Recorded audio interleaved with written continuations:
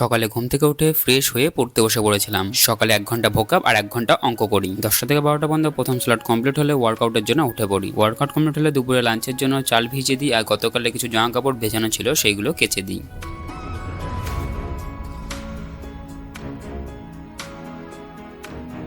এরপর স্নান হয়ে গেলে দুপুরে লাঞ্চ কমপ্লিট করে পড়তে বসে পড়ি। সকালে 1 ঘন্টা অঙ্ক করেছিলাম, দুপুরবেলা ঘুম পাই, সেই জন্য দুপুরবেলাও অঙ্ক নিয়ে বসলাম। 3টে থেকে 4:30 পর্যন্ত ম্যাথ কমপ্লিট করে আধ ঘন্টা মতো বিশ্রাম নিয়ে 5টার দিকে আবার পড়তে বসে পড়ি। এই সময়টা জিকে নিয়ে বসি, প্রায় 1.5 ঘন্টা মতো পড়ে উঠে পড়ি। পড়া থার্ড স্লট কমপ্লিট হলে কিছুক্ষণ ছাদে চলে যাই। গোধূলি নেমে গেছে, সুন্দর চাঁদ উঠেছে আর নিচে খেলা এখনো চলছে। একা একাই ছিলাম আর উপর থেকে ওদের মজা দেখছিলাম। মজা বলতে খেলার মধ্যে কত রকম আনন্দ হয়। কেউ হালকা পাতলা চিটিং করে আনন্দ করে, কেউ সিরিয়াস ভাবে খেলে আনন্দ করে, আবার কারোর কাছে খেলাটাই আনন্দ। মাঝে মাঝে দেখি 2-1 জন কমেন্ট করে, দাদা তুমি খেলাধুলা করো না? একটা সময় তো প্রচুর খেলাধুলা করেছি। সকালে স্কুলে যাওয়ার আগে খেলেছি, দুপুর স্কুল থেকে এসে খেলেছি, আর স্কুলে গিয়েও খেলেছি। এখন কিছুদিন বন্ধ আছে, তবে SBSP তে গিয়ে আবার খেলা হবে। বাইরে সুন্দর হাওয়া দিচ্ছে, এই সময়টা বেশ হাওয়া দেয়। তো ছাদ থেকে ফিরে এসে কিছুক্ষণ মেডিটেশন করে হালকা টিফিন করে পড়তে বসে পড়ি। ভাগবত বইটা কিছুক্ষণ পড়ে ইংলিশ গ্রামার রিভিশন দিচ্ছিলাম। এরপর ডিনার কমপ্লিট করে রাতে PYQ দেখছিলাম। জয় হিন্দ বন্ধুরা, আজ ছিল ডে 10।